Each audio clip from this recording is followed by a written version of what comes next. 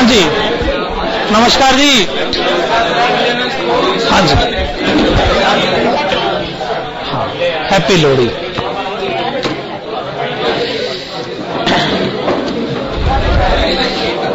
Okay, overheads का chapter चल रहा था। सबसे पहले हम एक रिविजनरी क्वेश्चन करेंगे।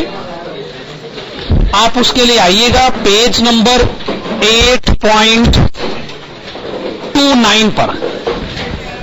Please come to page number 8.29, revisionary question number 22।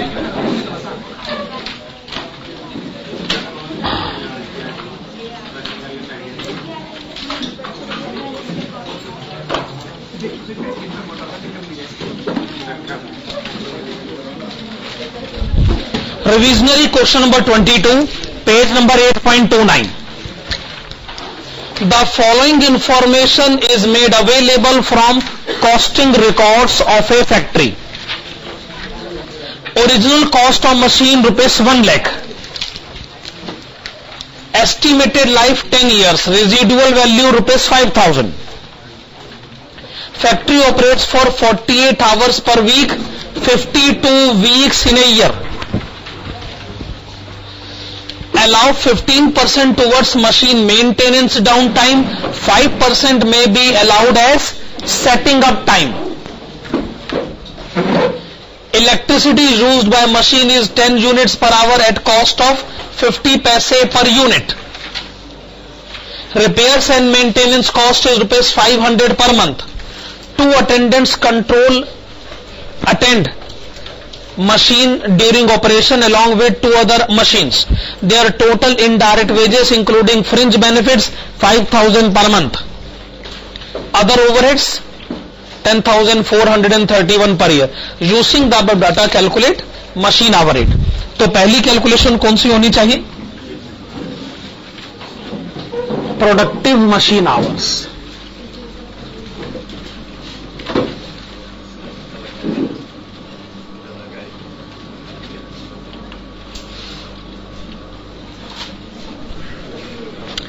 इसकी शुरुआत कहां से करी जाए?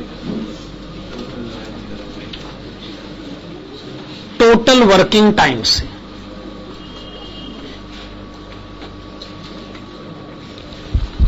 इसकी आप शुरुआत करिए टोटल वर्किंग टाइम से। तो क्वेश्चन एक जगह कहता है 52 weeks 48 hours each week.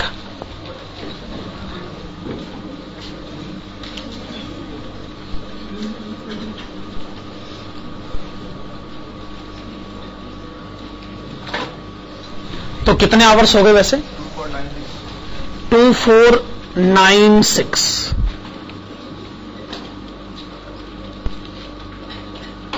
Machine hours.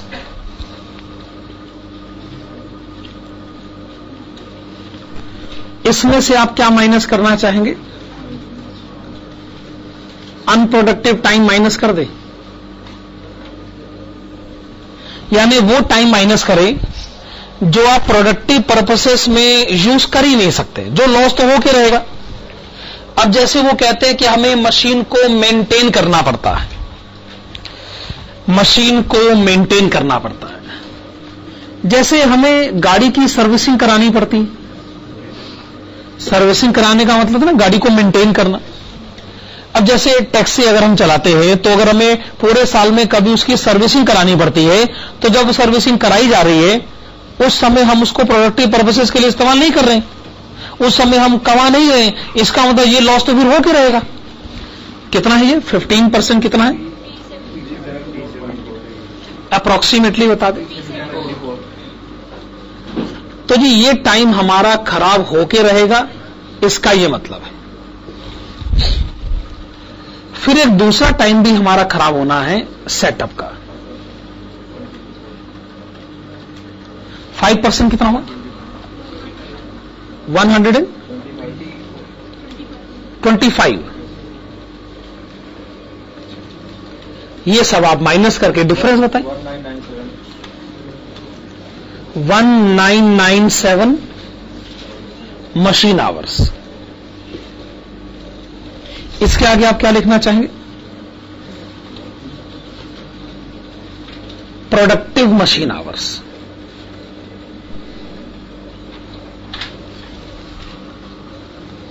Okay, आपने लिखा प्रोडक्टिव मशीन आवर्स, तो ये पहली कैलकुलेशन हो गई।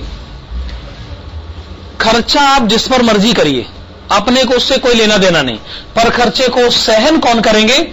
1997 मशीन आवर्स। ओके, चलिए हेडिंग डालेगा, computation of machine hour rate.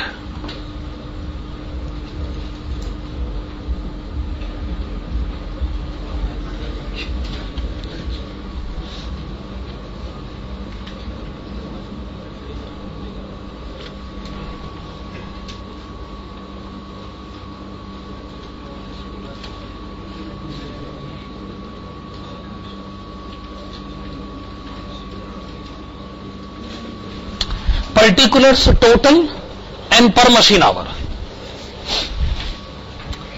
शुरुआत करी जाए स्टैंडिंग चार्जेस से।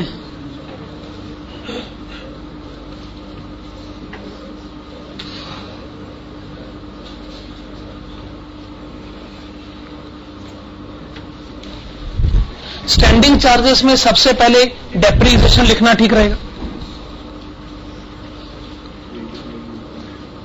ओरिजिनल कॉस्ट 1 लाख रुपए, रीसेल वैल्यू कितनी है? 5,000 रुपए, और life 10 years. Per year depreciation 9,500, 9,500 रुपए।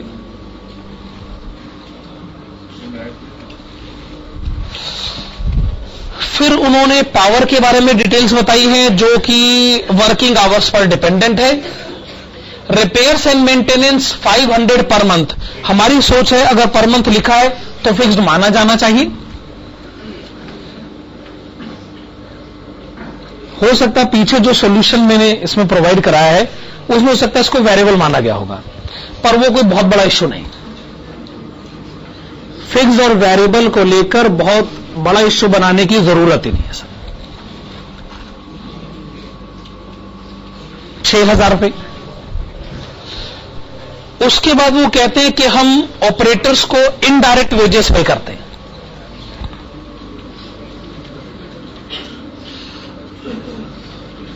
कितने इनडायरेक्ट वेजेस लिखी?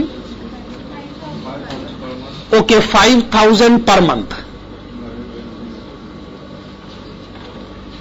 Multiplied with 12 months.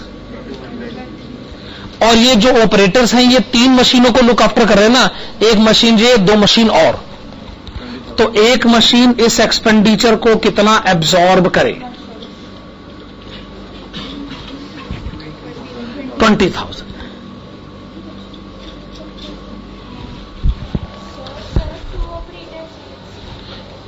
नहीं, ऑपरेटर्स 2 हैं, पर 5,000 पर ऑपरेटर नहीं है, 5,000 टोटल है। फिर उसके बाद वो कहते हैं अदर ओवरहेड्स 10,431।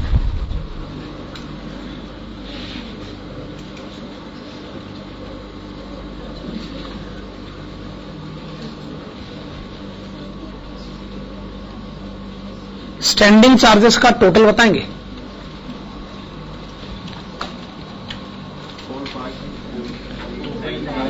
45,931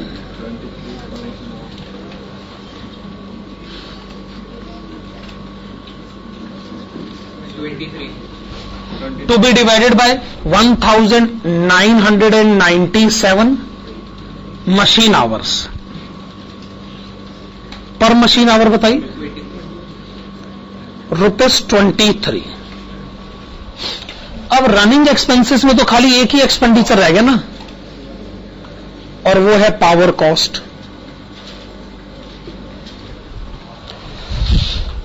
तो अगर 1 घंटे मशीन चले तो पावर की 10 यूनिट कंज्यूम होती है।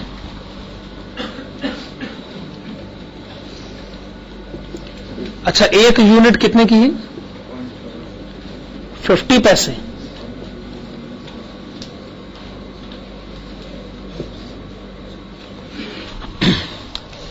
एक फैसला आपको लेना पड़ेगा, क्या पावर कब कब यूज करते हैं। ऑब्वियसली ये तो आप यूज कर ही रहे हैं पावर, जब मशीन मेंटेन हो रही है और जब मशीन सेटअप हो रही है, तब क्या पावर यूज कर रहे हैं?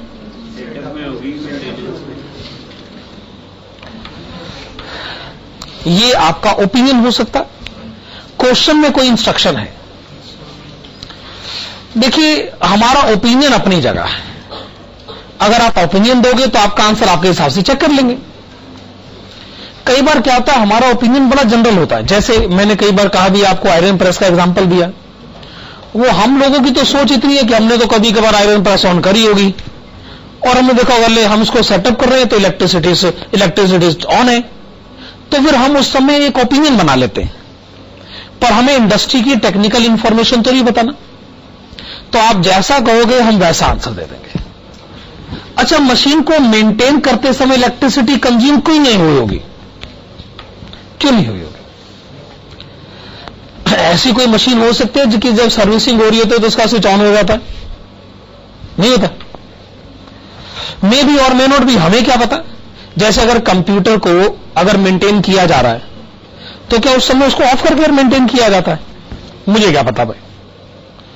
टीवी को रिपेयर किया जा रहा है तो जब हम उसे ऑन ही नहीं करेंगे तो हो सकता है फिर हम उसका फॉल्ट कैसे पता चलेगा? तो हमें एग्जैक्टली सोचा है, हमें कुछ नहीं पता। हम कहने को यह भी कह सकते हैं कि मेंटेन करते समय, सेटअप करते समय पावर यूज नहीं होता, हम ये भी कह सकते हैं। आप जैसा कहोगे आपका आंसर आपके हिसाब से चेक कर देंगे। तो आपका फैसला क्या? अच्छा, मैं समझ गया, फैसला तो मुझे ही लेना है। हाँ, तो लिखिएगा 1997 मशीन आवर्स, 9985।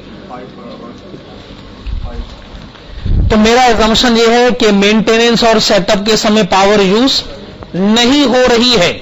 यह सिर्फ मेरा एजम्पशन है, मैं आपको किसी तरीके का रूल नहीं बता रहा हूं, ठीक है ना? अब आप इसे डिवाइड करके बताएं, दोनों का टोटल बताएं। 28।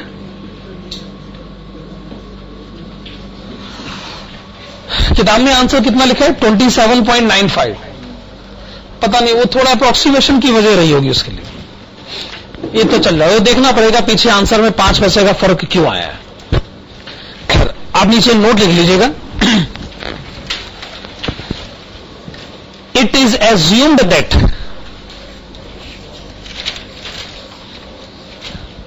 Power is not consumed. It is assumed that power is not consumed during maintenance. It is assumed that power is not consumed during maintenance and setup time. It is assumed that power is not consumed during maintenance and setup time. अच्छा, last हम जो concept पढ़ रहे थे वो था ना departmentalisation of overheads, जिसमें हमने लास्ट क्वेश्चन नंबर 2 किया था, जिसका आंसर देने में हमको काफी टाइम लगा था। हमने 5 मेथड भी पढ़े थे। आइए अब उसको आगे बढ़ाते हैं।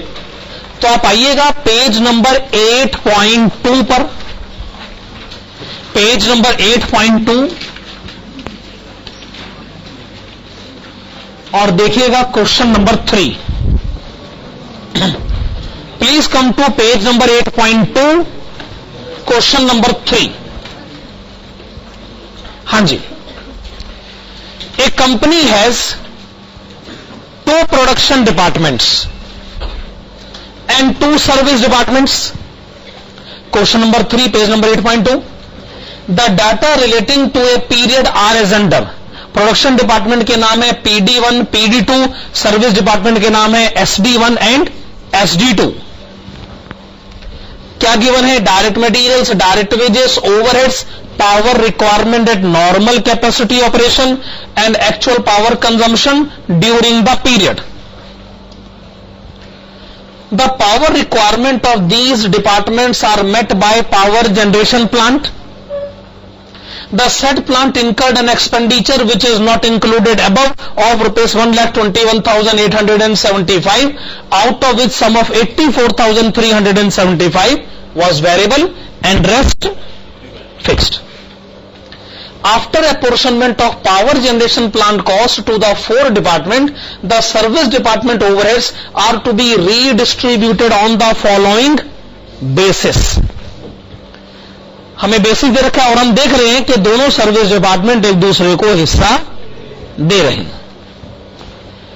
You are required to prepare number 1 primary distribution summary, number 2 secondary distribution summary, number 3 calculate overhead rate per direct labor hour of production departments given that direct wage rate of PD1 and PD2 are rupees 5 and rupees 4 per hour respectively. तो पहली requirement क्या है? तो heading डालेगा primary distribution summary.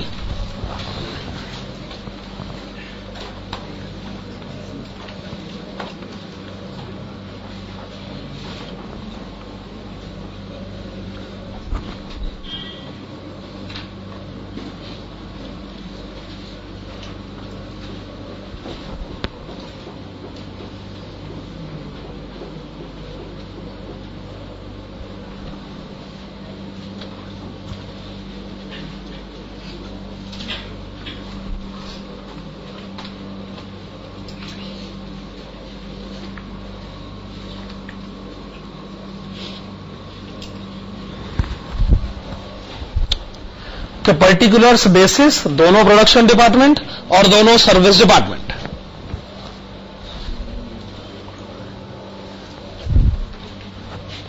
सबसे पहले क्या लिखा? Direct materials.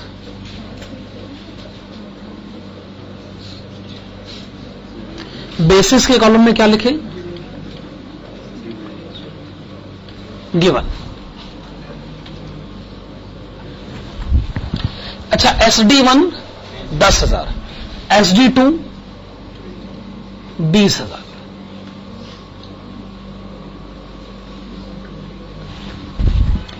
उसी तरीके से आप डायरेक्ट वेजेस भी रिकॉर्ड करना चाहोगे.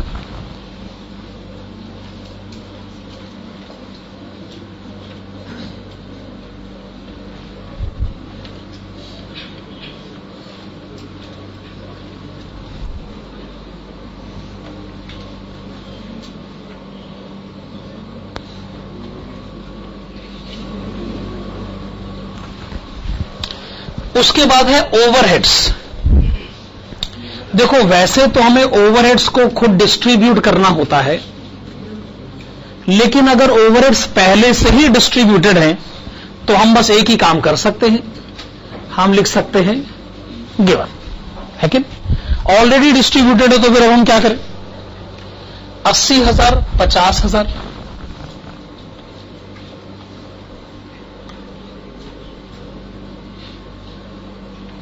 ओके, SD1 के लिए 30,000 और SD2 के लिए 20,000. ठीक है ना? चलिए, आपने लिख ली ओवरहेड्स. अब क्या लिखे? हां, नीचे क्वेश्चन कहता है कि एक एक्सपेंडिचर और है. उस एक्सपेंडिचर का नाम है पावर जनरेशन कॉस्ट.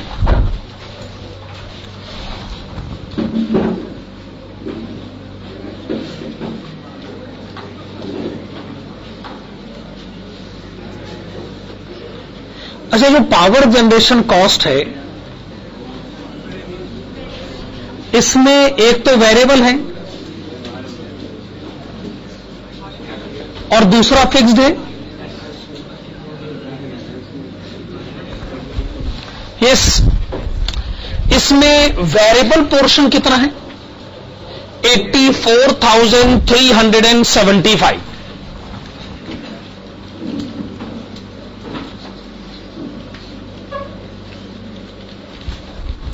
टोटल आपको मालूम है, वेरिएबल पोर्शन आपको मालूम है. आप उसमें से वेरिएबल पोर्शन पहले हटा लीजिए, फिर बताइए बैलेंस फिक्स्ड पोर्शन कितना हुआ? 37,500.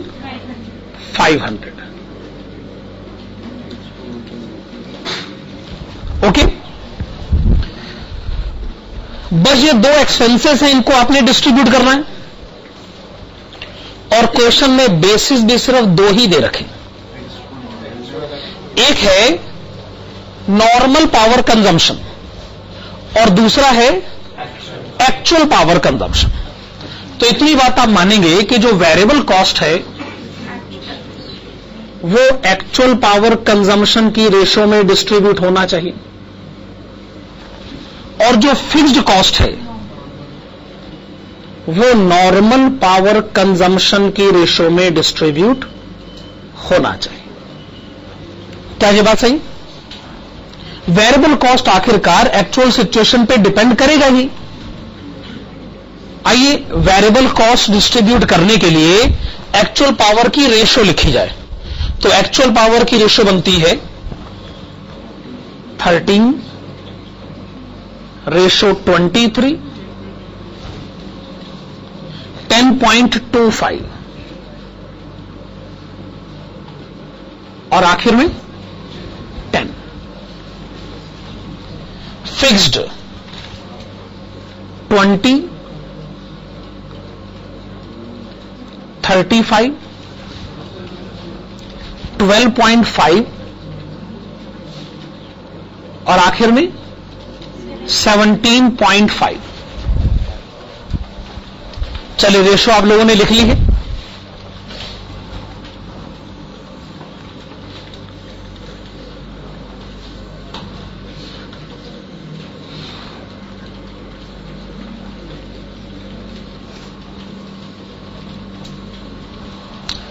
भाई डिस्ट्रीब्यूशन करने का काम आपका है, आप मुझे टोटल बता दें तो बहुत है। और ज्यादातर स्टूडेंट टोटल ही जानने में इंटरेस्टेड है। सीधा टोटल बताइए, बात खत्म करिए, और क्या। सही बात है ना? पर किसी एक को तो बताना पड़ेगा ना, फिर सारी अगर इंतजार करेंगे तो गड़बड़ हो जाएगी ना।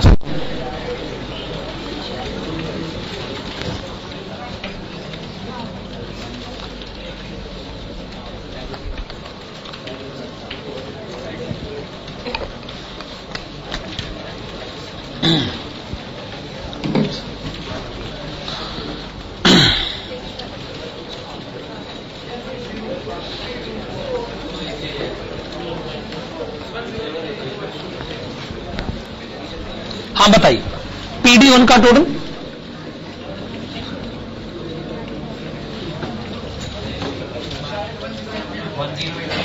108,324, 108,324।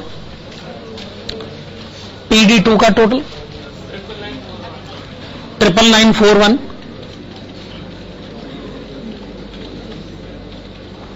कॉपी करने वाले कॉपी कर ले, जिनको कॉपी करना है वो कॉपी कर ले, कॉपी करने वाले कॉपी कर ले। SC1 का टोटल 80890, 72721,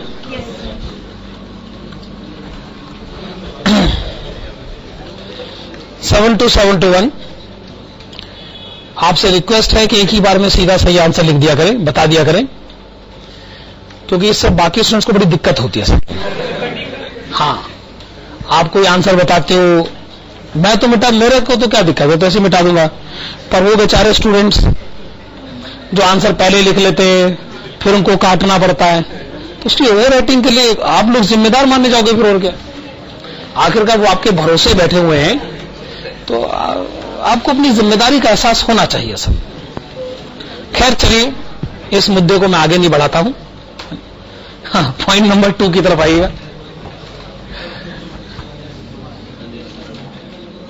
हाँ, क्वेश्चन की सेकंड रिक्वायरमेंट, हेडिंग डालेगा secondary distribution summary. Secondary distribution summary चलिए यही सारे कॉलम्स एक बार फिर से बना लीजिए। सेकेंडरी डिस्ट्रीब्यूशन समरी, यही सारे कॉलम्स आप एक बार फिर से बना लीजिए।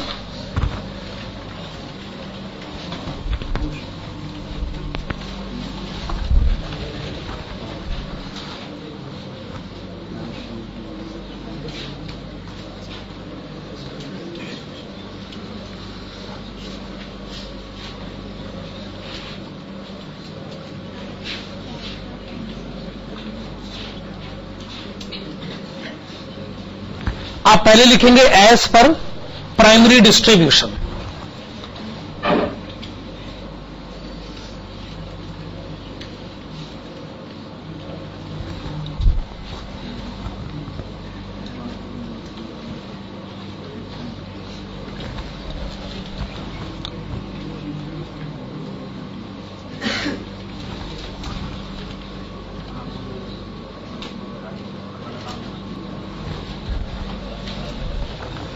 तो आपने लिखा है एज पर प्राइमरी डिस्ट्रीब्यूशन।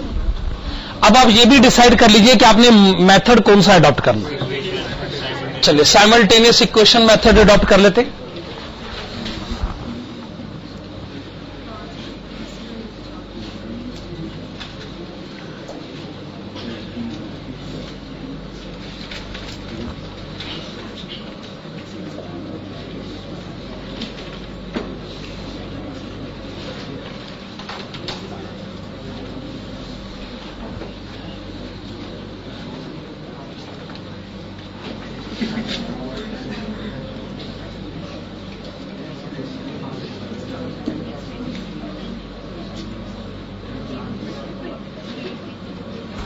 हाँ जी, expenses of department SD1 to be absorbed by departments PD1, PD2 and SD2।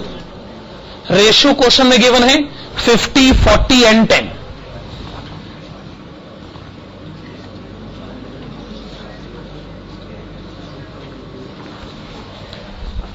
फिर आप लिखना चाहेंगे expenses of department SD2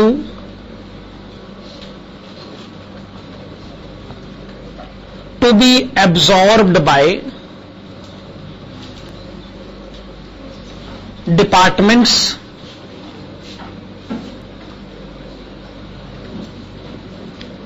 PD1, PD2 and SD1। और रेशियो क्या गिवन है 60, 20 एंड 20।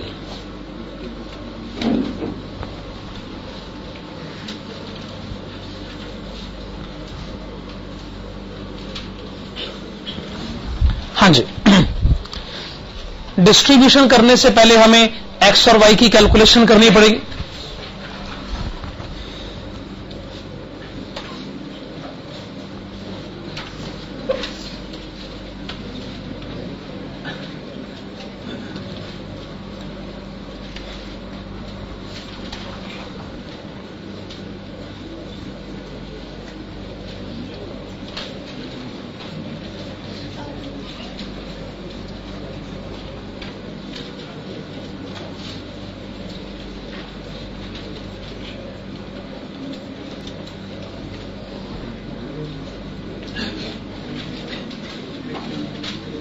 हाँ जी, एक्स और वाई के अमाउंट पता करें।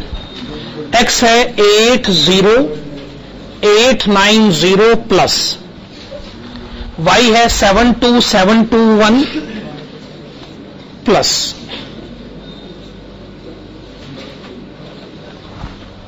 ठीक है,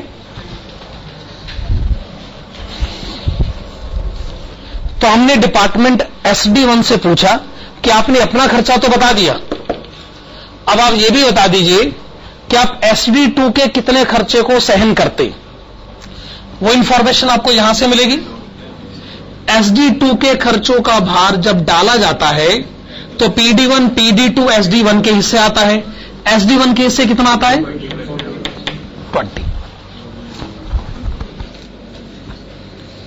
20% of Y, 20% of Y is to be absorbed by X।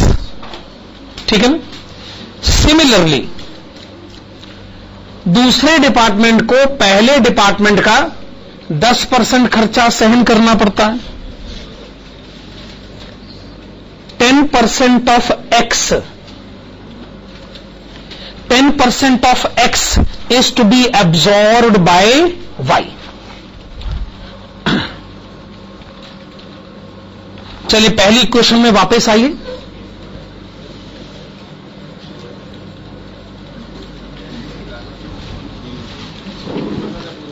और पहली इक्वेशन में जहां y है उसके बदले आप दूसरी इक्वेशन लिखें।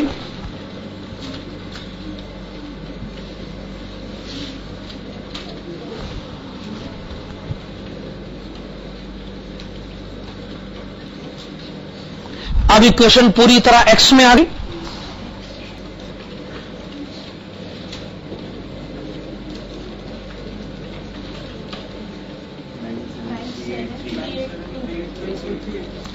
नाइन सेवन 382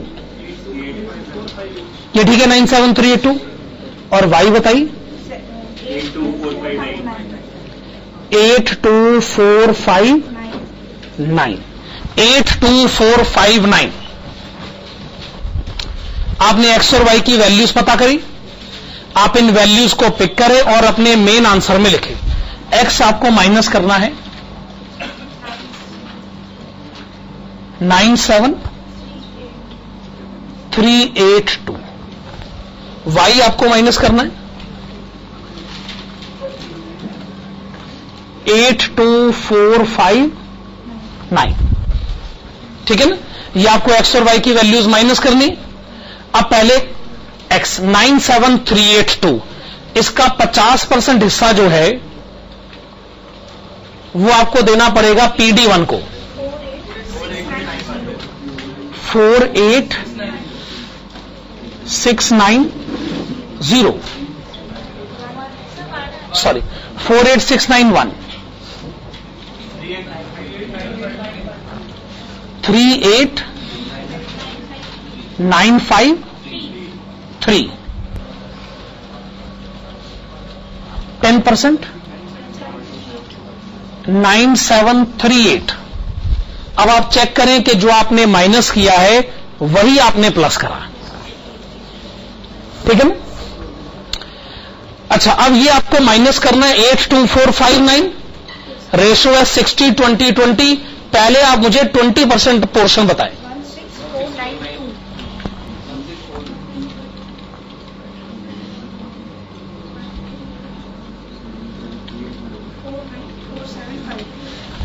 16492 ये आपने 20% पोर्शन बता दिया। अब आप मुझे 60% पोर्शन बताएं। 49475 लिखने से गड़बड़ नहीं हो जाएगी। 5 ठीक है 49475 ठीक है 49475। अब क्या SD1 SD2 दोनों जीरो हो गए। चले हाँ PD1 का टोटल 206,490 155,386 155,386 155,386।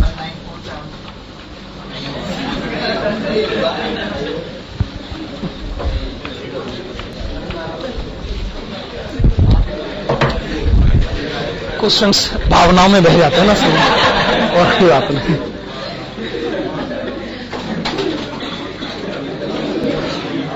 अच्छा SD2 का आंसर तो बता दो। ये SD1 का आंसर होगा ना। आइए क्वेश्चन की थर्ड रिक्वायरमेंट की तरफ बढ़ते हैं। क्वेश्चन की थर्ड रिक्वायरमेंट क्या है कि लेबर आवर रेट कैलकुलेट किया जाए।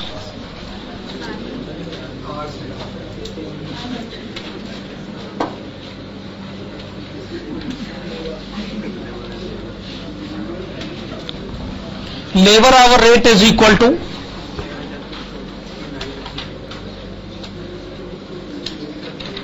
Total factory overheads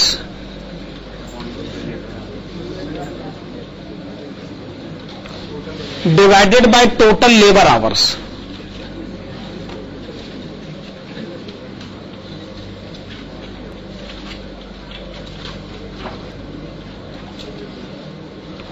total factory overheads divided by total labour hours,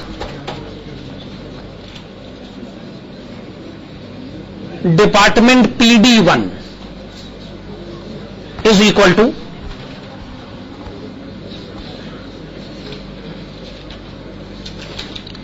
206,490 divided by, हमें लेबर आवर्स तो नहीं मालूम है, लेबर कॉस्ट जरूर मालूम है 95,000। और एक जगह क्वेश्चन में यह भी लिखा हुआ है कि वेज रेट है ₹5 पर लेबर आवर, तो लेबर आवर्स कितने हुए? 19,000।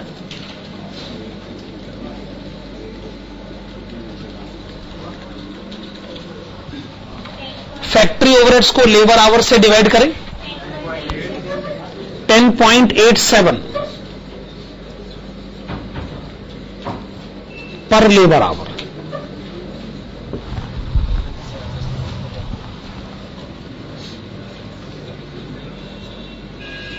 डिपार्टमेंट PD2 फैक्ट्री ओवरहेड्स है 1,55,386। अच्छा, लेबर कॉस्ट कितनी है?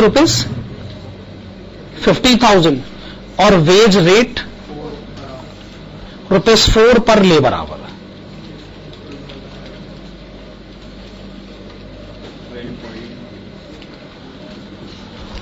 लेबर आवर्स कितने हुए? 12,500।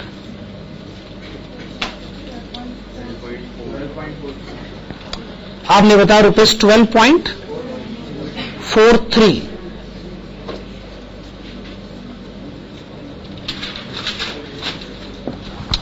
$12.43 पर लेबर आवर, ठीक है ना? चलिए, हमने क्वेश्चन नंबर 3 का आंसर पूरी तरह दे दिया। क्वेश्चन नंबर 4 की तरफ आइए।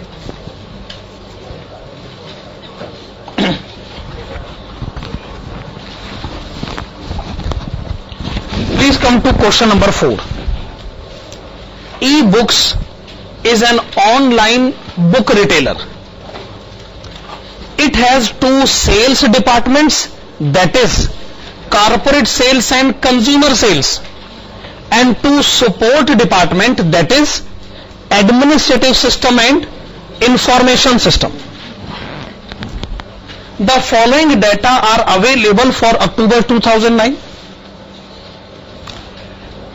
देखिए, चारों डिपार्टमेंट के रेवेन्यूज गिवन है, एम्प्लॉइज गिवन है, प्रोसेसिंग टाइम इन मिनट्स हमें गिवन है, और हमें क्या गिवन है?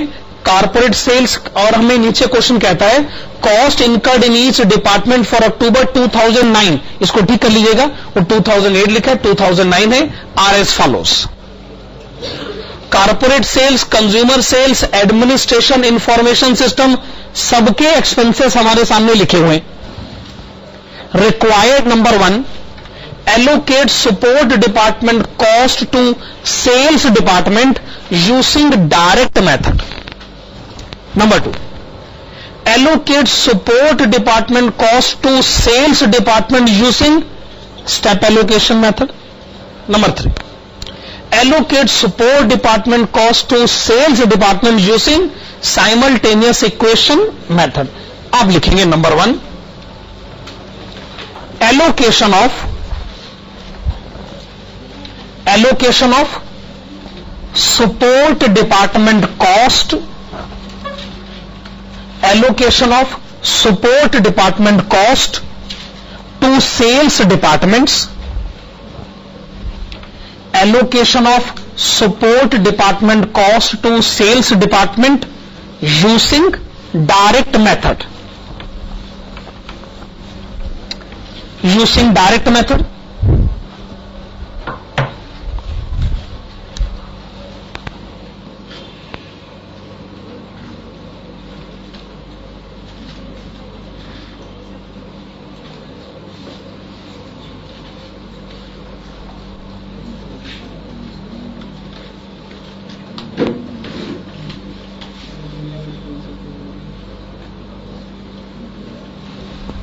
आप ये कॉलम्स बनाएंगे।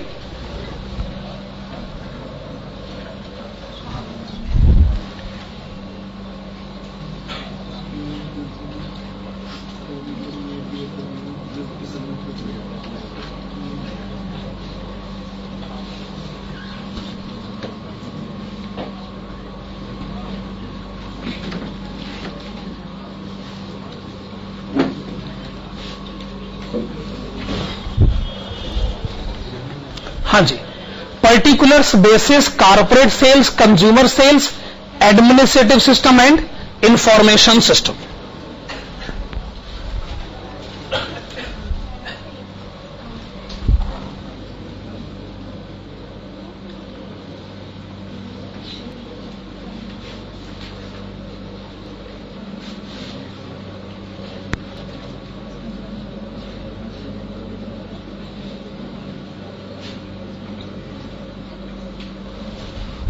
चलिए आइए पहले लिख लेते हैं, एज पर प्राइमरी डिस्ट्रीब्यूशन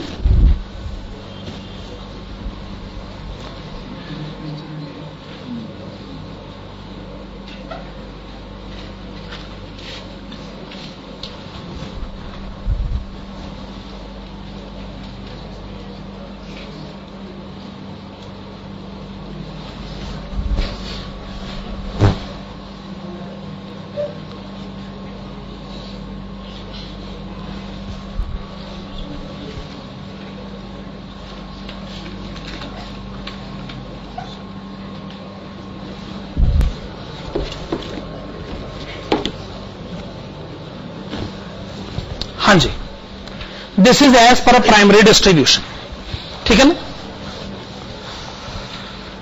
और हमने करना क्या है, एडमिनिस्ट्रेशन और इंफॉर्मेशन के खर्चे को कारपोरेट कंज्यूमर सेल्स पर डिस्ट्रीब्यूट करना है और डायरेक्ट मेथड हमें अडॉप्ट करना है। तो पहले क्या लिखा जाए, expenses of administration system to be absorbed by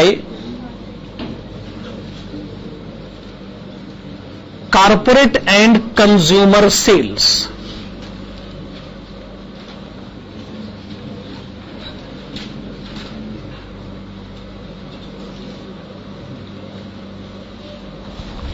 यही डायरेक्ट मेथड का मतलब है ना, कि दोनों सर्विस डिपार्टमेंट एक दूसरे को हिस्सा नहीं देंगे।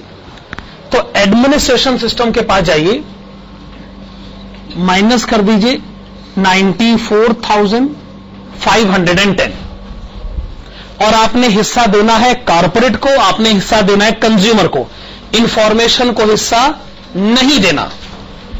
पर सवाल यह उठता है कि रेशो कौन सी वाली पिक करी जाए। नहीं, एडमिनिस्ट्रेशन का काम है, एडमिनिस्ट्रेशन यानी मैनेजमेंट। मैनेजमेंट का खर्चा बांटने के लिए कौन सा रेशो सबसे सही रहेगा, एम्प्लॉइज। अरे एम्प्लॉइज का ही तो मैनेजमेंट होता है, तो हमारे हिसाब से एम्प्लॉइज जो है मोस्ट इंपॉर्टेंट रेशो रिकॉग्नाइज किया जाना चाहिए।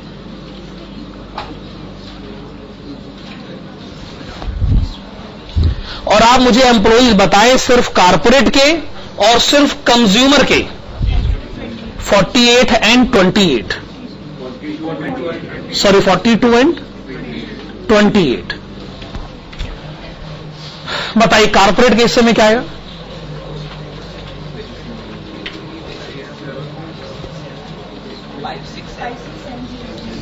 56,706, 56,706। कंज्यूमर के हिस्से क्या आएगा, 37,804। आपने बताया 37,804।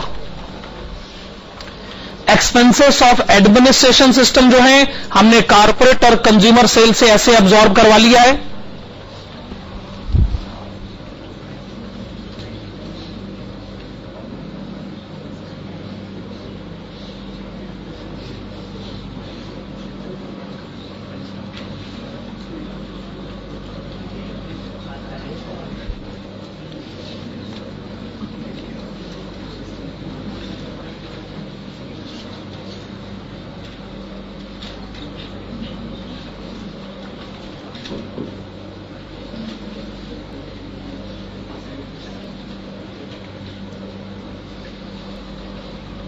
हाँ जी, expenses of information system to be absorbed by corporate and consumer sales.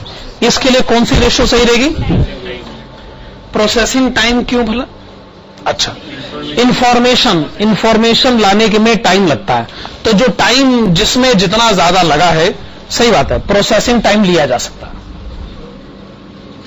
और टाइम चूंकि मिनट्स में लिखा है तो हम सीधा प्रोसेसिंग मिनट्स ही लिख देते हैं। ओके, कारपोरेट सेल्स की इंफॉर्मेशन लाने में टाइम लगा है 2400 मिनट, और कंज्यूमर की इंफॉर्मेशन लाने में टाइम लगा है 2000 मिनट। पहले आप माइनस करेंगे 304720। अब बताइए 166 211 166 211 138 509। ओके, आपने बताया 138 509।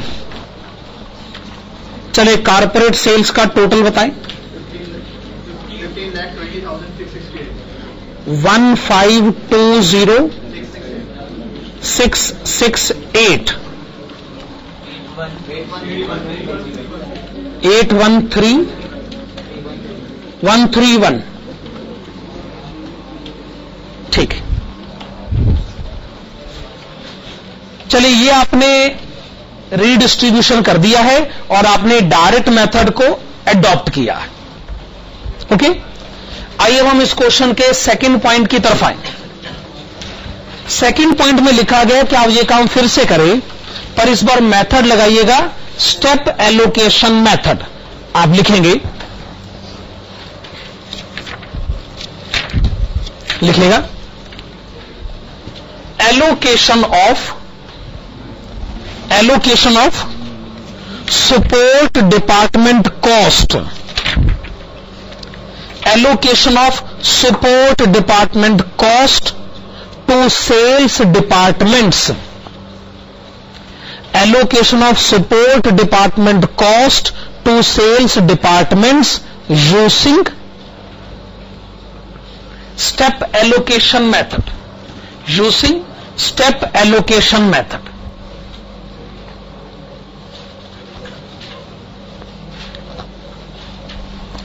तो स्टेप एलोकेशन मेथड का मतलब हो गया कि एक सर्विस डिपार्टमेंट तो दूसरे को हिस्सा देगा, दूसरा पलटकर पहले को हिस्सा नहीं देगा। तो आप एक काम करिए, पहले यहां तक एज इट इज कॉपी करें,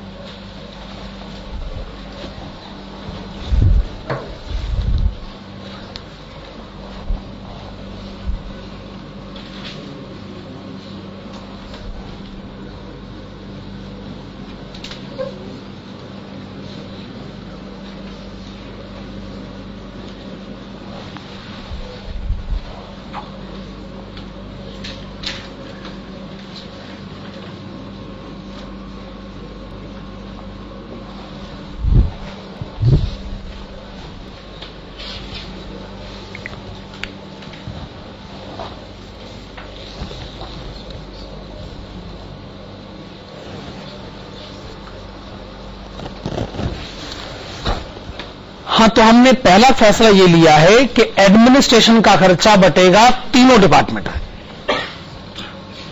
और उसके बाद इंफॉर्मेशन का जब खर्चा बटेगा वो सिर्फ बटेगा कारपोरेट और कंज्यूमर सेल्स में।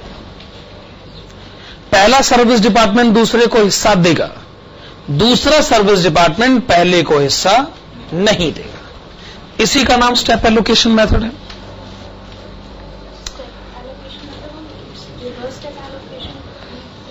ये आपकी मर्जी है, इस बारे में कुछ क्लियर पॉइंट नहीं है। तो आइए एम्प्लॉइज का रेशियो लेते हैं। हाँ, तो कारपोरेट के एम्प्लॉइज कितने हैं? 42। कंज्यूमर के एम्प्लॉइज 28 और आपको इंफॉर्मेशन के एम्प्लॉइज भी बताने होंगे 21।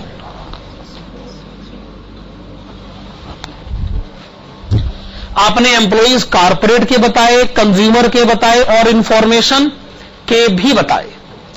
रेशो का अगर आप टोटल करेंगे तो आएगा 91।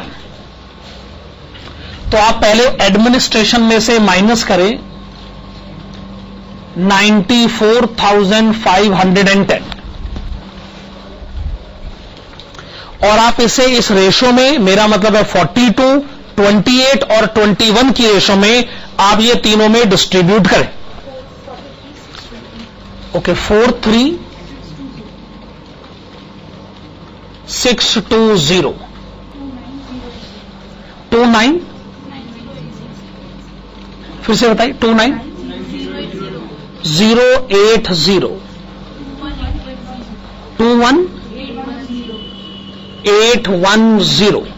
21810 तो एडमिनिस्ट्रेशन का खर्चा बांटा गया है कारपोरेट सेल्स में, कंज्यूमर सेल्स में और इंफॉर्मेशन में, और एम्प्लॉइज की रेशो को यूज किया गया। तो आपने देखा कि एक सर्विस डिपार्टमेंट ने दूसरे सर्विस डिपार्टमेंट को हिस्सा दे दिया, पर दूसरा पलटकर पहले को हिस्सा नहीं देगा। तो इंफॉर्मेशन का खर्चा बटेगा कारपोरेट और कंज्यूमर सेल्स में। बेसिस वही है प्रोसेसिंग मिनट्स, 2400 मिनट और 2000 मिनट।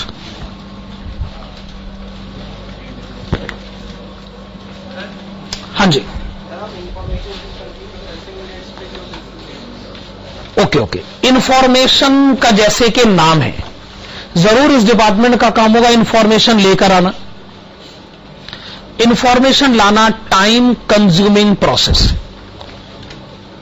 आप कहना चाहते हैं कारपोरेट की इंफॉर्मेशन कलेक्ट करने में हमारे 2400 मिनट लग गए, कंज्यूमर की इंफॉर्मेशन कलेक्ट करने में 2000 मिनट लग गए, तो क्यों ना इसी रेशो में इंफॉर्मेशन के खर्चों को बांट दिया जाए। दूसरी बात यह है कि ना बेसिस आप घर से तो लाओगे नहीं। क्वेश्चन में जो भी 3-4 बेसिस दे रखे हैं उन्हीं में से कोई एक ही चुनकर बताइए जो गिवन सर्कमस्टांसेस में मोस्ट अप्रोप्रिएट हो सकता।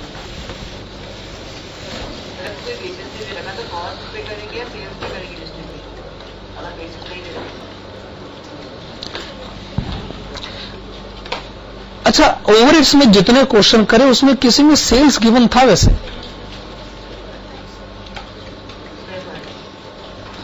हाँ, इसमें तो रेवेन्यू है, पर नॉर्मली आप देखते नहीं कि हम लोग कॉस्ट ही कॉस्ट डिस्कस करते रहते हैं।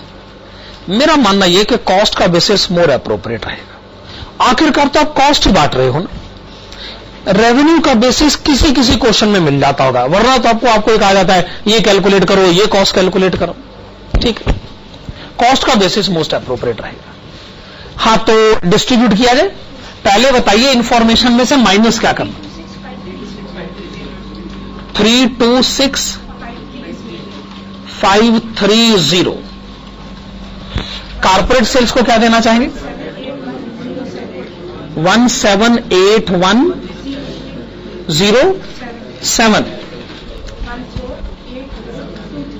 148423।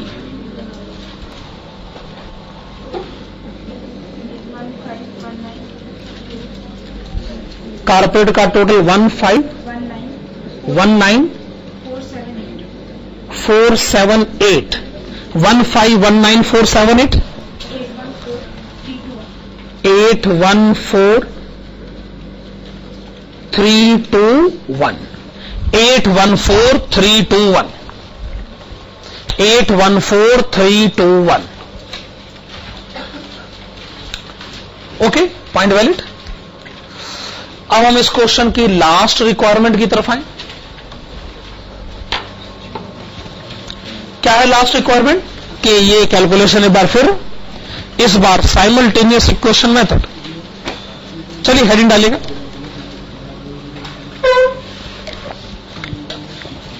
Allocation of support department cost, allocation of support department cost to sales departments using simultaneous equation method. Simultaneous equation method.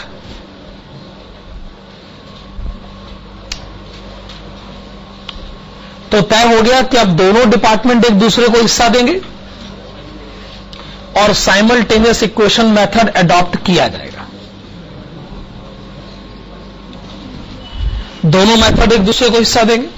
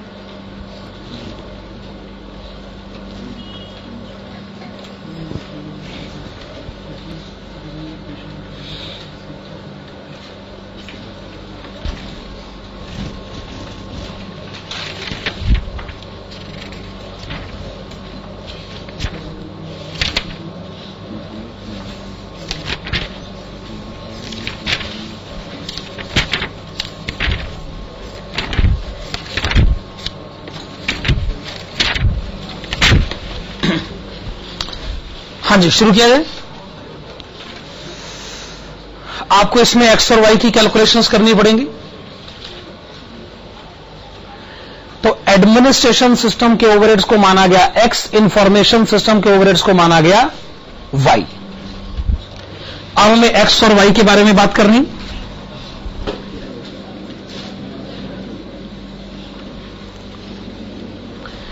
चलिए आइए एक्स के बारे में बात करें। एडमिनिस्ट्रेशन सिस्टम कहता है कि हमारा कॉस्ट 94,510 तो है ही। इंफॉर्मेशन वाले कहेंगे कि हमारा कॉस्ट 304,720 तो है ही। ये तो दिख ही रहा है। अब पहला डिपार्टमेंट कहता है कि मुझे दूसरे डिपार्टमेंट का खर्चा सहन करना पड़ता है, दूसरा डिपार्टमेंट कहता है कि मुझे पहले डिपार्टमेंट का खर्चा सहन करना पड़ता। तो पहला डिपार्टमेंट दूसरे डिपार्टमेंट का कितना खर्चा सहन करता है। ध्यान से देखिए, पहला डिपार्टमेंट दूसरे डिपार्टमेंट का कितना खर्चा सहन करता है। दूसरे डिपार्टमेंट के खर्चे को हम कहते हैं वाई।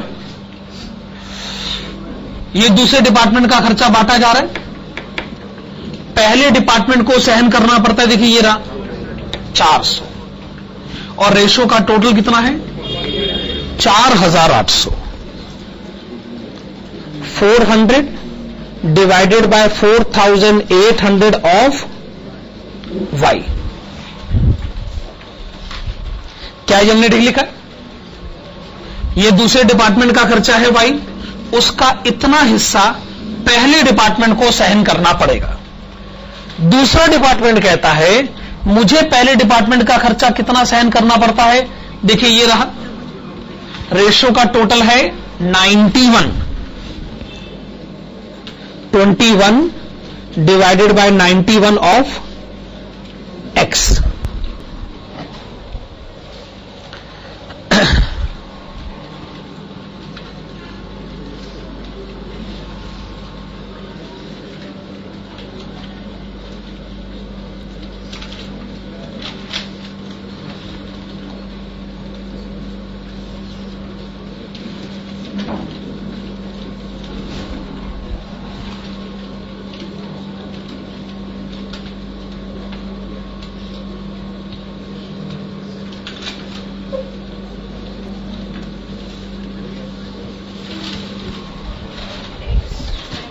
अब ये क्वेश्चन पूरी तरह एक्स में आ गई।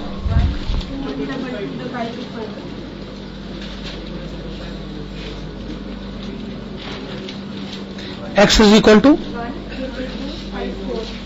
1,222,5,4। y is equal to 3,329 sorry 3,329 3।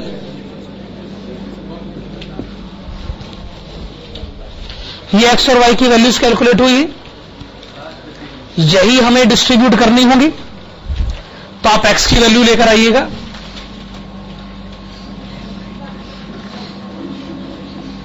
One 1,222,5,4।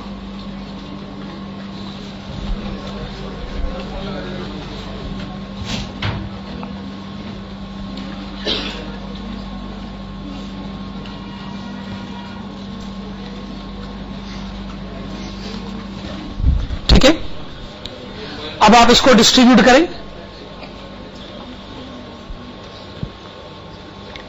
अब आप इसको डिस्ट्रीब्यूट करें 1,222,5,4 में 42, 28, 21। बताएंगे कॉर्पोरेट का हिस्सा कितना?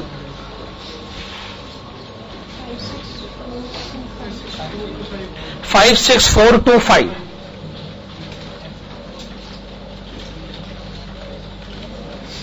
56425। कंज्यूमर का हिस्सा बताएं। 37627 सॉरी 37617।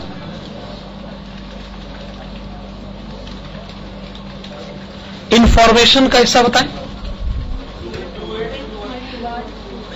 दोबारा बोलिए।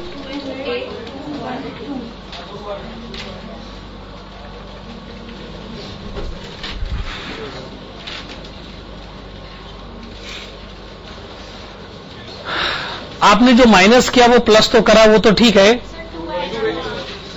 कहां पे?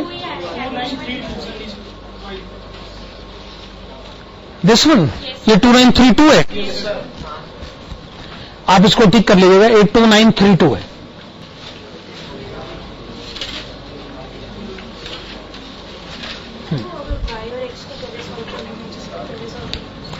देखो जी, ये अप्रोक्सीमेशन है, इधर उधर हो जाते। आप जानते हो अप्रोक्सीमेशन में तो हम 50 पैसे भी इधर के उधर कर देते हैं। तो 1 रुपए का फर्क अगर आ भी रहा है तो वो अनअवॉइडेबल है, क्या करें। इतने लाखों में कैलकुलेशन होगी तो 1 रुपए का फर्क तो आएगा ही।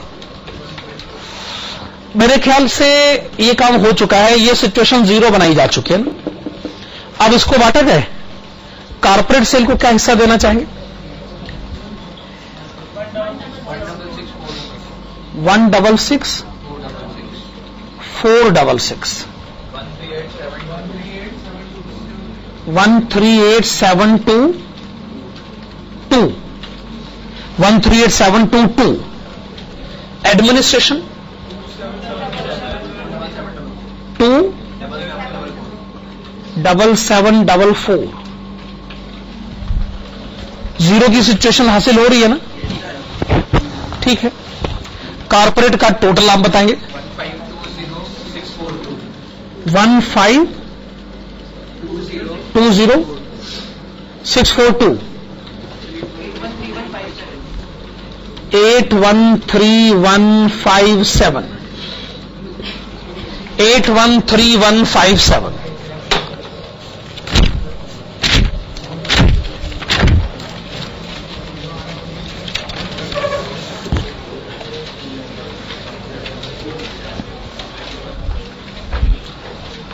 अच्छा, मेहनत बिना बात के लग रही है। वैसे कोई हम नया कंसेप्ट तो सीख नहीं रहे, ऐसा लग रहा है सिर्फ कैलकुलेशन ही सीखी जा रही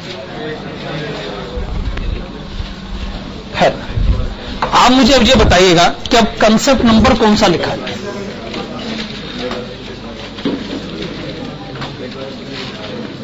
कंसेप्ट नंबर 7 लिखिएगा। कंसेप्ट नंबर 7 और इसके ब्रैकेट्स में लिखिएगा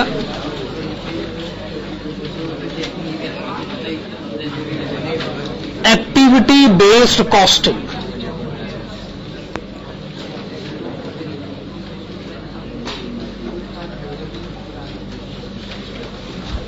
आपने लिखा एक्टिविटी बेस्ड कॉस्टिंग। इससे रिलेटेड हमारे पास 3 क्वेश्चन है, क्वेश्चन नंबर 30, 31 एंड 32।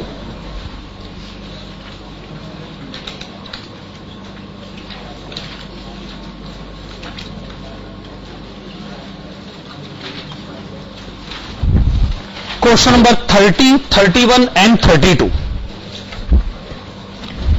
तो आप देख रहे हैं एक्टिविटी बेस्ड कॉस्टिंग के कोई बहुत ज्यादा क्वेश्चन नहीं है हमारे पास। वैसे मैं बताना चाहूंगा कि किसी टाइम पर एक्टिविटी बेस्ड कॉस्टिंग के बहुत ज्यादा क्वेश्चन होते थे सिलेबस में। यह तब की बात है जब हम सीए P2 के सिलेबस की बात करते हैं। पीसीसी से पहले P2 हुआ करता था, P1 P2। जब वो पुराना सिलेबस था, यानी आईपीसी से पहले पीसीसी, उससे भी पहले, तब क्या होता था, एक्टिविटी बेस्ड कॉस्टिंग के बहुत सारे क्वेश्चंस हमें कराने होते थे। अभी तो 3 क्वेश्चन है, तब शायद हम लोग 20 के आसपास तो करा ही देते थे। 20 क्वेश्चंस को कराने में हमें 3 क्लासेस से ज्यादा कभी नहीं लगे। पर जब पीसीसी और उसके बाद आईपीसीसी का सिलेबस बनाया गया, तो इंस्टीट्यूट ने सोचा कि क्यों ना स्टूडेंट्स का बर्डन थोड़ा कम किया जाए। तो उन्होंने क्या करा, एक्टिविटी बेस्ड कॉस्टिंग को सिलेबस से निकाल दिया। ये जो 3 क्वेश्चन है, बड़े सिंपल क्वेश्चन है। ये स्टूडेंट को आने भी चाहिए, भले ही आपके सिलेबस में हो या ना हो, क्योंकि इंस्टीट्यूट का कोई दीन धर्म तो है नहीं। तो उन्होंने पूछ लिया सिंपल क्वेश्चन, तो किसको शिकायत करेगा? कहीं किसी कोर्ट ऑफ लॉ में एप्लीकेशन भी दायर नहीं होगी आपकी कि जी सिलेबस में है नहीं, सवाल पूछते रहते है ना। ये भी तो बहुत बड़ी समस्या है ना। अच्छा, इंस्टीट्यूट ने फैसला किया क्यों ना स्टूडेंट का बर्डन थोड़ा कम किया जाए, इसलिए एक्टिविटी बेस्ड कॉस्टिंग हटा दिया गया। पर बाद में स्टूडेंट्स ने कहा जी आपको ऐसा करना नहीं चाहिए, आप हमारा बर्डन कम मत करिए, क्योंकि ये अच्छी बात नहीं। पर इंस्टीट्यूट फैसला ले चुका था एक्टिविटी बेस्ड कॉस्टिंग हटाने का। उन्होंने कहा चलो एक काम करते हैं, ये तो वापस नहीं आएगा, बदले में कोई दूसरा चैप्टर डाल देते। लोगों ने कहा इसमें क्या है, एक ही बात है, एक हाथ दे एक हाथ ले, और क्या। तो इंस्टीट्यूट ने इसलिए कंपनसेट करने के लिए आपके सिलेबस में 3 चैप्टर डाल दिए। एक कंसेप्ट के बदले 3 चैप्टर, और वो 3 चैप्टर के नाम है standard costing, marginal costing and budgetary control. अपने यहां पे एक पेपर है वो 3 चैप्टर में। और इंस्टीट्यूट ने कहा तो हिसाब बराबर हो गया। लोगों ने कहा वाह क्या बात है, आपने हिसाब बराबर क्या खूब किया नहीं। मतलब जिस इंस्टीट्यूट का काम है इंडिया में हिसाब किताब कैसे किया जाता है, इसकी जिम्मेदारी दी गई institute of chartered accountants of India को। और उनका हिसाब देखो, एक कंसेप्ट के बदले 3 चैप्टर, और फिर कहते हैं हिसाब बराबर हो गया। यहां पर इंस्टीट्यूट रुका नहीं, कहते हैं अभी ना कुछ बात जम नहीं रही है, सब 3 ही तो चैप्टर डाले हैं। पहले क्या था, कॉस्टिंग का पेपर था 60 नंबर का, एफएम का 40 नंबर का, ये P2 में होता था। उन्होंने कहा चूंकि अब बर्डन स्टूडेंट्स का काफी कम हो गया है, इससे कॉस्टिंग का पेपर जो है वो 50 नंबर का कर दिया गया। और चूंकि एफएम का सिलेबस में कोई चेंज नहीं आया था, एज इट इज था, इसी लॉजिक से इसको 50 नंबर का कर दिया गया। अब ये लॉजिक वही सिखा सकते हैं भाई, जिनका काम है हिसाब किताब समझाना, उनसे कोई पूछे भैया ये कौन से हिसाब से कराया आपने, हमें भी बताइए।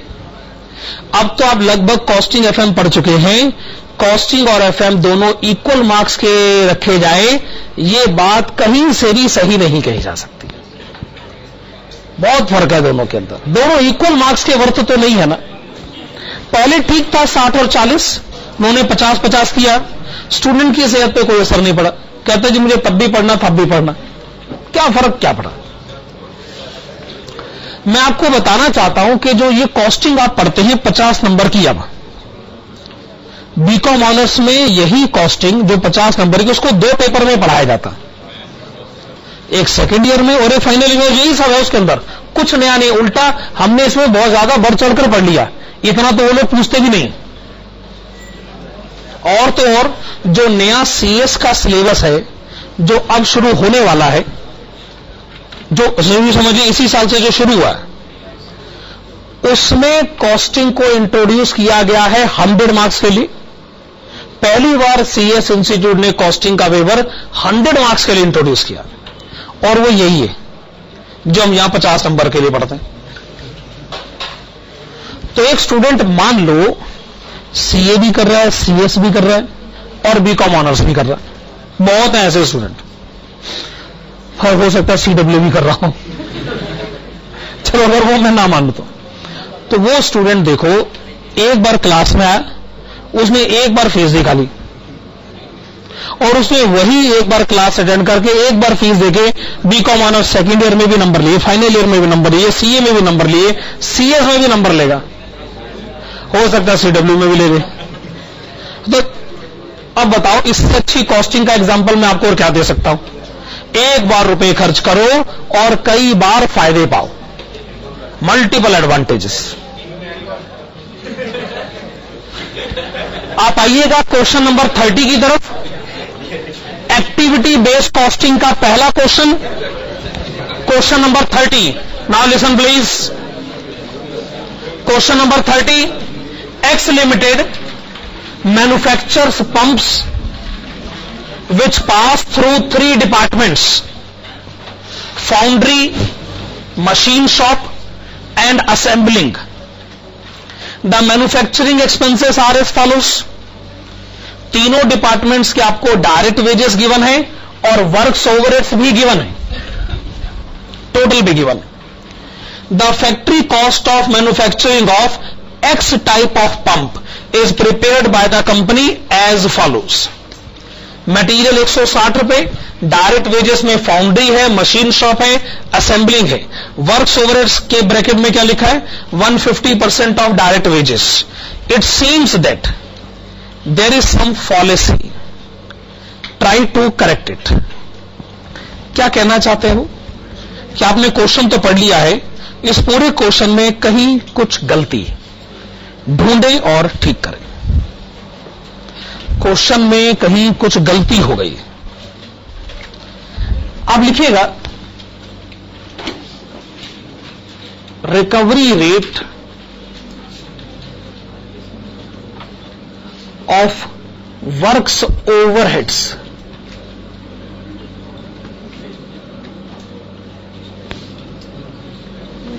क्या लिखा आपने?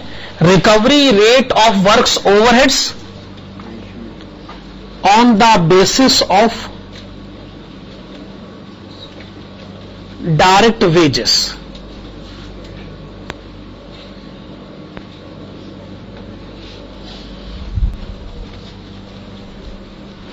लेकिन वर्क्स ओवरहेड्स की रिकवरी डायरेक्ट वेजेस पर क्यों करी जाए? भाई रिकवरी मशीन आवर पर भी तो हो सकती है, लेबर आवर पर भी तो हो सकती है। अच्छा, तो फिर आप मशीन आवर पे करके दिखा दो, फिर लेबर आवर्स पर रिकवरी करके दिखा दो। फिर जब क्वेश्चन में ना मशीन आवर है ना लेबर आवर है, तो आप उसके बारे में फिर बात ही कैसे कर सकते हैं? क्वेश्चन में सिर्फ एक इंफॉर्मेशन है, डायरेक्ट वेजेस। अब आप ही बताइए, अगर क्वेश्चन में खाली डायरेक्ट वेजेस होगा तो मैं किसी और बेसिस के बारे में सोच भी कैसे सकता हूं? ठीक बात है ना? तो आइए रिकवरी रेट एस्टेब्लिश करें डायरेक्ट वेजेस के बेसिस पर। पहले डिपार्टमेंट का नाम है foundry department.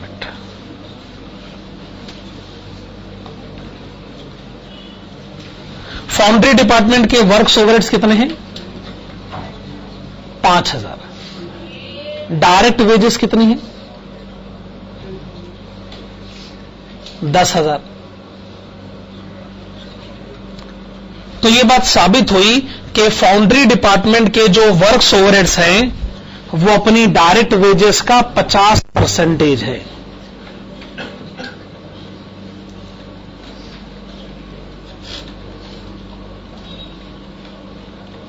%50 of direct wages. दूसरे डिपार्टमेंट का नाम मशीन शॉप। मशीन शॉप के वर्क्स ओवरहेड्स 90,000। मशीन शॉप की डायरेक्ट वेजेस 50,000। तो बताइए वर्क्स ओवरहेड्स डायरेक्ट वेजेस का कितना परसेंटेज? 180% of direct wages. तीसरे डिपार्टमेंट का नाम assembling. Works overheads 10,000, direct wages भी 10,000। तो वर्क्स ओवरहेड्स डायरेक्ट वेजेस का कितना परसेंटेज? 100%।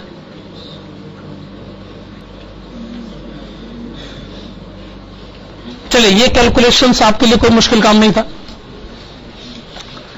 एक काम और कर दीजिए, क्या ये बात आप टोटल में भी बता सकते हैं? तीनों डिपार्टमेंट के वर्क्स ओवरहेड्स का टोटल कितना है? 1,05,000 रुपए। तीनों डिपार्टमेंट की डायरेक्ट वेजेस का टोटल कितना है? 70,000। 100 से मल्टीप्लाई करें। 150% ऑफ डायरेक्ट वेजेस। अगर बात को टोटल में कहा जाए तो वर्क्स ओवरहेड्स हैं डायरेक्ट वेजेस का 150%। आइए कॉस्ट शीट पर नजर मारते हैं। मटेरियल 160 रुपए, वेजेस फाउंड्री की अलग, मशीन शॉप की अलग, असेंबली की अलग, टोटल 80 रुपए। फिर लिखा है वर्क्स ओवरहेड्स, ब्रैकेट में देखिएगा क्या लिखा है? 150% of direct wages. Direct wages का टोटल अगर 80 रुपए है तो उसका 150% 120 हुआ।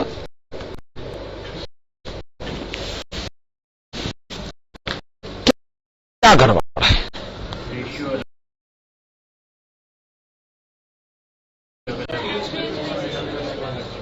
गड़बड़ साफ नजर आ गई। आपने वर्क्स ओवरहेड टोटल बेसिस पे रिकवर किया 150% ऑफ डायरेक्ट वेजेस। इतनी भारी गलती क्यों करी आपने? जब आप तीनों डिपार्टमेंट की डायरेक्ट वेजेस अलग अलग लिख सकते हो तो आपको तीनों डिपार्टमेंट के वर्क्स ओवरहेड अलग अलग लिखने से कौन रोक रहा था? अरे जो लोग टोटल में आंसर देते हैं उनके आंसर एवरेज होते हैं, एवरेज आंसर अप्रोक्सीमेट होते हैं, अप्रोक्सीमेशन कॉस्ट की गलत कैलकुलेशन करता। तो हम ये कहना चाहते हैं, बात को ना टोटल में कहने की जल्दबाजी मत करिए, बात को सेलेक्टिवली कहिए। हर एक डिपार्टमेंट के लिए आपको अलग अलग से बात कहनी चाहिए थी। यह है activity based costing. Activity based costing कहता है कि बात को टोटल में मत कहा करो, बात को इंडिविजुअली कहा करो। एक एक डिपार्टमेंट का रिकवरी रेट सेपरेटली होना चाहिए। तो टोटल रिकवरी रेट अपने आप में एक गलत कंसेप्ट है, सेपरेट रिकवरी रेट ही सही कंसेप्ट है। लिखिएगा इस बात को। In the cost sheet given in the question, in the cost sheet given in the question, the works overheads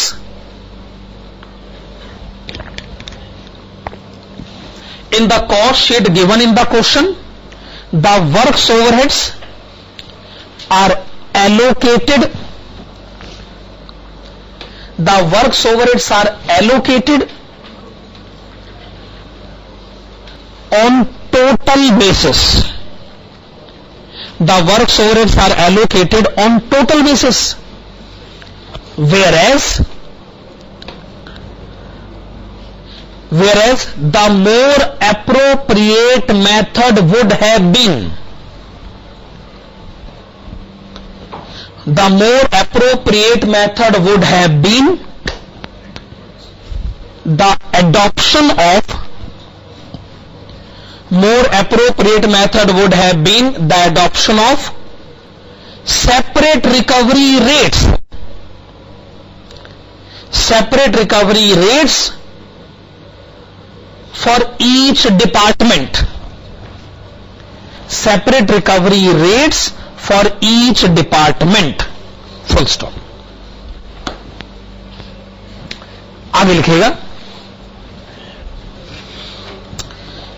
if, अगले पैराग्राफ में, if separate recovery rates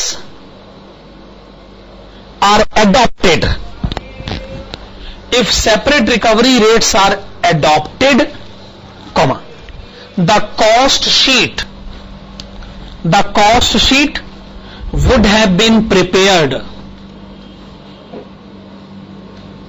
the cost sheet would have been prepared in the following manner.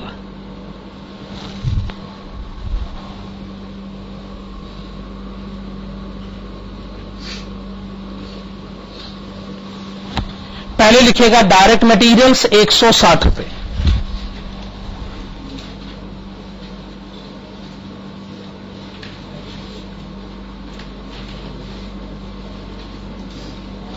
फिर आप लिखेंगे direct wages,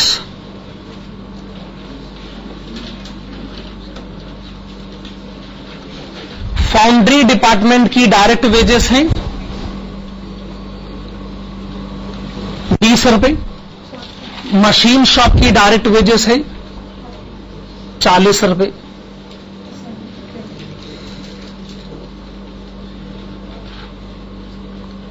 assembly की direct wages है 20 रुपए, total direct wages का total 80,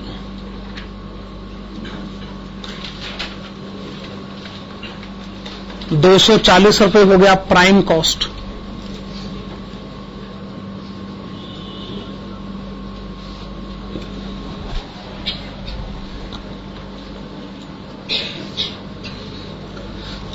works overheads भी रिकवर करेगा। पहले फाउंड्री डिपार्टमेंट की रिकवरी होनी चाहिए, तो फाउंड्री डिपार्टमेंट के पॉइंट ऑफ व्यू से सोचें तो उनके वर्क्स ओवरहेड्स हैं खुद की डायरेक्ट वेजेस का 50%,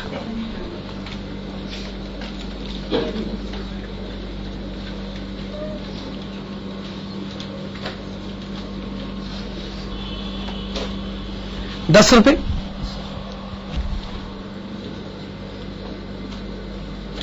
मशीन शॉप के वर्क्स ओवरहेड्स हैं, उनकी खुद की डायरेक्ट वेजेस का 180%,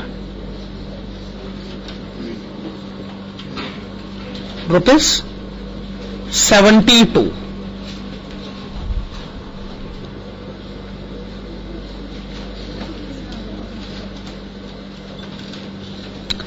असेंबली के वर्क्स ओवरहेड्स है, उनकी खुद की डायरेक्ट वेजेस का 100%।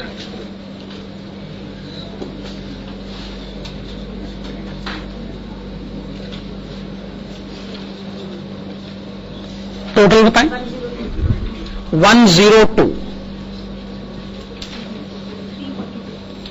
342।